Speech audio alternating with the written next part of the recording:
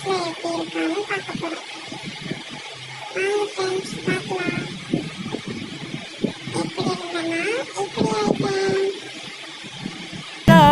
எங்களுக்கு நல்லது நல்லது நல்லது என்று எல்லாம் செஞ்சாரே.